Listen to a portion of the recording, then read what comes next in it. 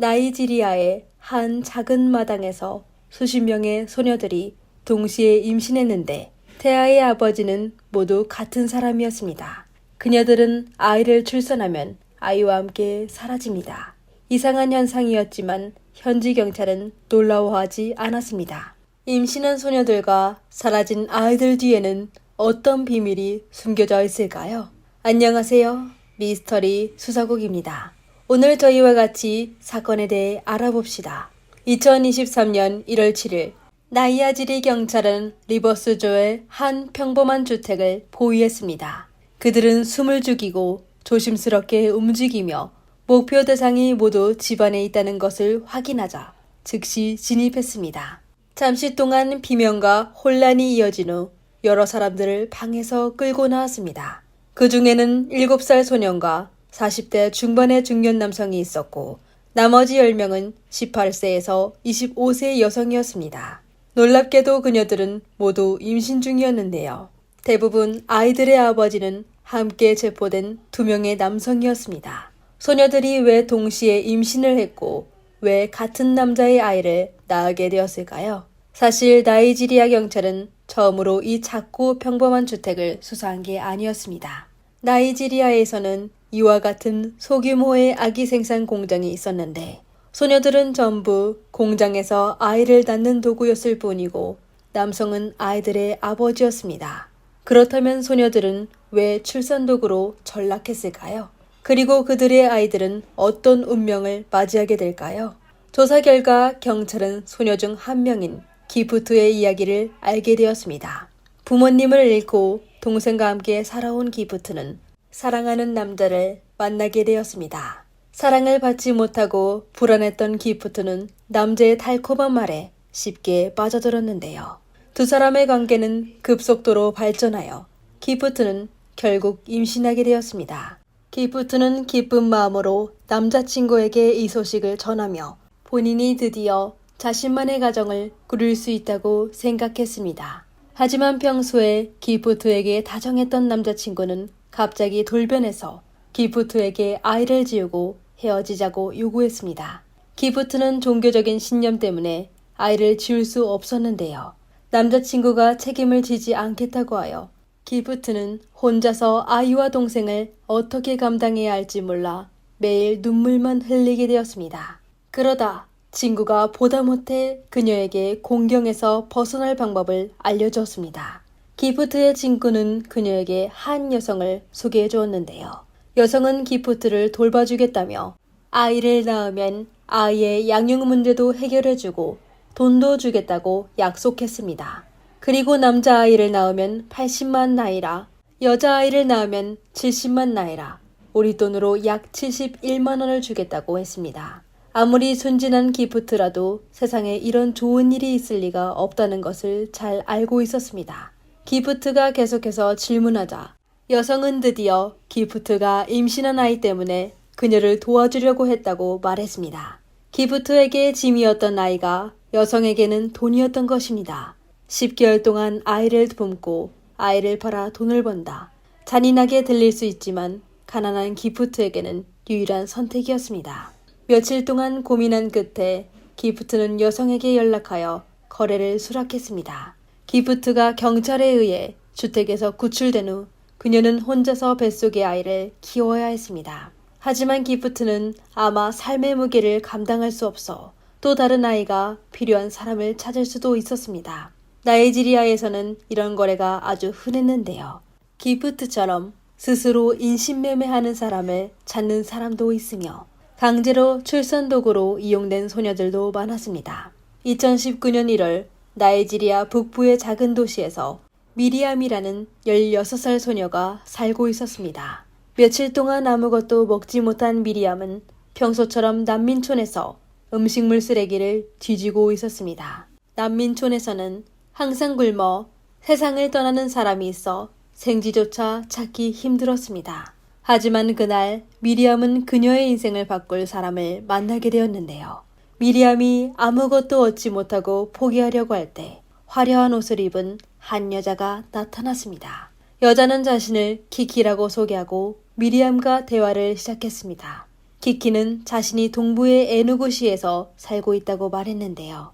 키키는 과거에 자신도 가난했지만 에누구시의 부유한 가정에서 일을 시작하면서 삶이 완전히 바뀌었다고 했습니다. 더 이상 먹고 살 걱정 없이 가족을 부양할 수도 있게 되었다고 말했습니다. 키키의 이야기를 들은 미리암은 아주 부러워했는데요. 2017년 고향이 테러 조직의 공격을 받은 후 미리암에게는 사촌 언니만 남아있어 난민촌에서 힘들게 살게 되었습니다. 미리암이 본인이 만약 키키처럼 큰 도시로 가 일을 할 수만 있다면 운명을 바꿀 수 있을 것이라고 생각했습니다. 키키는 미리암의 눈빛을 읽고 미리암이 자신을 믿는다면 같은 일을 소개해줄 수 있다고 말했습니다. 처음 만난 낯선 사람이 베푸는 친절에 미리암은 걱정이 없지 않았는데요. 하지만 난민촌보다 더 견디기 힘든 곳이 있을까요? 이렇게 미리암은 망설이지 않고 키키의 제안을 받아들였고 사촌 언니도 함께 데려가 달라고 부탁했습니다. 키키는 미리암의 부탁에 전혀 당황하지 않고 오히려 기뻐했는데요. 키키는 미리암에게 모든 것을 잘 해결해 주겠다고 안심시켰습니다. 순진한 미리암은 자신과 언니가 끔찍한 함정에 빠지게 될 줄은 아마 상상도 못했을 것입니다. 몇 번의 이동 끝에 미리암과 언니는 에누구시에 도착하여 키키를 따라 외딴 마을에 내렸습니다. 주변 환경이 번화하지 않는 것을 보게 되어 들떠있던 미리암은 이상한 느낌이 들게 되었는데요. 이렇게 황량한 곳에 부자들이 살 수 있을까요? 미리암이 생각에 잠긴 사이 키키는 두 사람을 덤불 속에 숨겨진 마당으로 데려갔습니다. 마당은 높은 담벼락으로 둘러싸여 있었고 두 개의 문이 잠긴 집은 섬뜩한 분위기를 자아냈습니다. 집 안으로 들어가자 미리암은 집주인 대신 자신과 비슷한 나이의 소녀들을 보게 되었습니다. 나이지리아에서 남성의 지위가 여성보다 높고 또 그들은 힘이 세서 부자들이 주로 남자를 찾았었는데 왜 이곳에는 여자들만 있는 것일까요? 불안한 마음에 미리암은 키키에게 언제 면접을 볼 수 있는지 물어보려고 했습니다. 하지만 미리암이 질문을 하기도 전에 키키는 미리암과 언니를 각각 다른 침실로 데려갔습니다. 입사도 하기 전에 숙소를 제공하다니 그것도 이렇게 좋은 환경에 미리암은 뭔가 이상하다는 것을 느꼈습니다. 게다가 숙소로 가는 길에 미리암은 다른 숙소를 살펴보았는데 대부분 3명에서 4명이 함께 쓰는 방이었습니다. 그럼 왜 새로운 미리암과 언니에게만 특별히 좋은 방을 배정했을까요? 미리암의 불안감은 커져만 갔고 키키에게 물어보려고 했습니다. 하지만 두 사람이 방에 들어선 후 다른 사람들은 모두 사라졌고 문은 굳게 잠겨졌습니다. 미리암이 아무리 큰 소리로 외쳐도 그녀의 언니만 응답할 뿐 다른 여성들은 마치 들리지 못한 것처럼 아무런 반응을 보이지 않았습니다. 미리암은 자신이 위험에 처해 있다는 걸 깨닫게 되었는데요. 그리고 악몽이 바로 미리암을 찾아가게 되었습니다. 밤늦게 미리암은 두려움 속에서 간신히 잠이 들게 되었는데 갑자기 문 밖에서 발소리가 들리더니 그녀의 방문이 열렸습니다. 미리암은 깜짝 놀라 잠에서 깨어나 복도의 희미한 불빛으로 한 낯선 남자를 보게 되었습니다. 미리암이 반응을 보이기도 전에 남자는 미리암에게 달려들었습니다. 겁에 질린 미리암은 저항하려고 했지만 남자는 그녀의 얼굴을 손으로 여러 번 때려 기절시켰습니다. 정신이 혼미해진 미리암은 아무런 저항도 할 수 없이 강제로 몹쓸 짓을 당했는데요. 그리고 그동안 언니의 방에서도 비명이 들려왔습니다. 두 자매 모두 피해를 당한 것입니다. 그 후로 매일 밤 미리암 자매는 매일 남자와 강제로 관계를 나눠야 했습니다. 때로는 처음 보는 사람이고 때로는 여러 번 봤던 사람이었습니다. 처음에 미리암은 두 사람이 강제로 몸 파는 일을 하게 되었다고 생각했지만 임신하고 나서 사실 단순하지 않다는 걸 깨닫게 되었습니다. 만약 그냥 몸 파는 일을 한다면 여성을 임신하게 만들지 않을 겁니다. 만약 임신하더라도 아이를 지우게 하는 게 당연했습니다. 하지만 미리암과 언니는 임신 후에 다시는 몹쓸 짓을 당하지 않았으며 생활 수준도 나아졌습니다. 그리고 그녀가 순종적인 태도를 보이자 미리암은 복도에서 산책을 할 수 있게 되었습니다.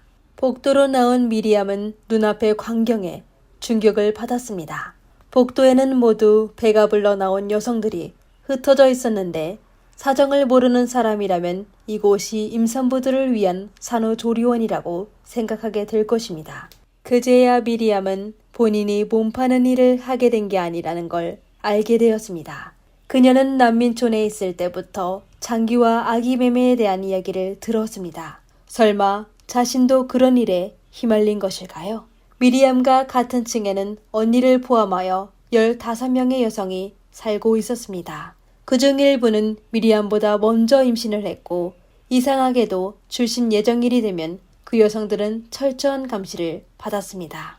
그리고 그녀들은 아이를 낳으면 아이와 함께 흔적도 없이 사라졌고 곧 새로운 여성들이 들어왔습니다. 미리암은 출산한 여성과 아이들이 어디로 갔는지 궁금했는데 곧 자신도 출산을 앞둬 답을 알게 되었습니다. 미리암은 출산 당일 수술대에 묶였습니다. 그리고 고통스러운 출산을 마치고 아이를 한 번도 보지 못한 채 눈을 가린 채 차에 실렸습니다. 덜컹거리는 차를 타고 이동하던 중 누군가 미리암의 손에 종이 한 장을 쥐어주고 차에서 밀어냈습니다. 눈가리개를 벗자 미리암은 외딴 곳에 방치되었던 것입니다. 그녀의 손에는 달랑 20달러, 하나로 3만 원도 안 된 현금이 있었습니다. 갓 출산을 마친 미리암은 다른 생각을 할 겨를이 없어 힘겹게 난민촌으로 돌아가 언니를 만나게 되었습니다. 그제야 미리암은 자신과 언니가 아이를 낳는 도구일 뿐이라는 것을 확신하게 되었습니다. 아이를 낳은 후 미리암과 언니는 각각 20달러의 돈을 수고비로 받은 것입니다. 그럼 그녀들이 낳은 아이들은 어디로 갔을까요? 악당들은 왜 아이를 원했을까요? 아프리카에서 인구가 1위 국가인 나이지리아는 약 2억 명에 가까운 인구가 있었고 1인당 GDP는 2,000달러, 하나로 약 271만 원에 불과합니다. 거의 절반의 국민이 빈곤층에 처했는데요.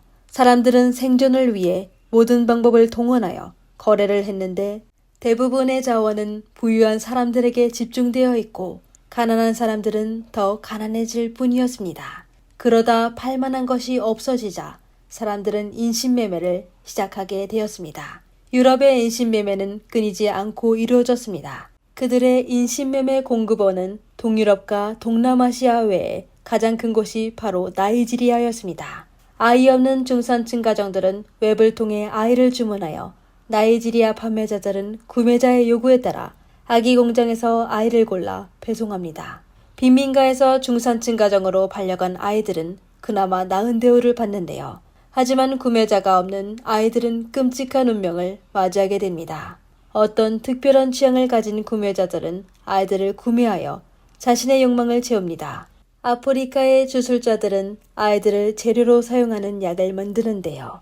그리고 일부 아이들은 장기 저장 용기로 키워져 그들의 인생은 부유한 사람들의 장기를 보관하는 도구로 사용되기 위해 존재하게 됩니다. 나이지리아 정부는 만연한 아기 공장을 단속하지 않은 것은 아닙니다. 하지만 700만 명이 넘는 민간인들은 기본적인 생계 유지를 위한 일자리마저 찾기 어려웠습니다. 인구는 많지만 기반시설이 부족하고 국가 발전 속도가 느려 일자리가 거의 없었습니다.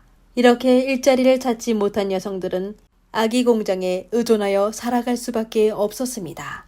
아기 공장은 잡초처럼 뿌리 깊게 박혀 있어 쉽게 없어지지 않았는데요.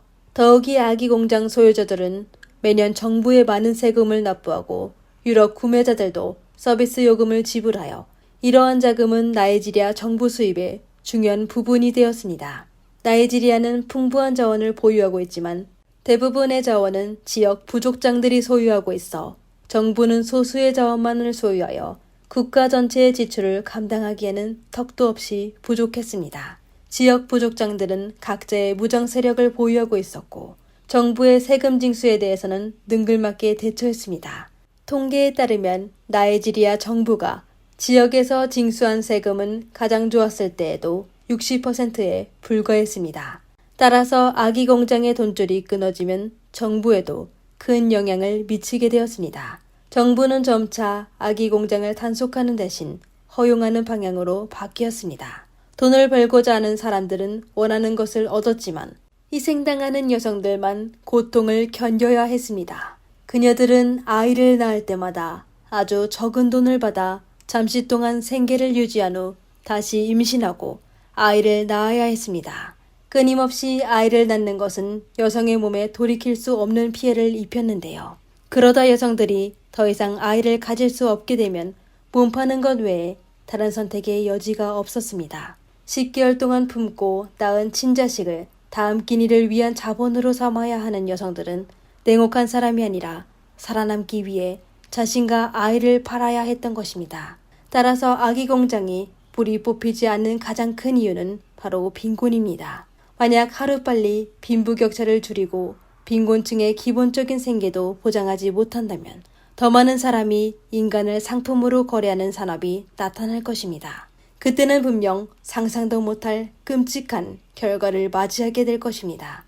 오늘의 이야기는 여기까지입니다. 시청자 여러분은 오늘의 사건에 대해 어떻게 생각하시나요? 아래에 댓글로 남겨주세요. 영상을 재미있게 보셨다면 구독과 좋아요 부탁드립니다.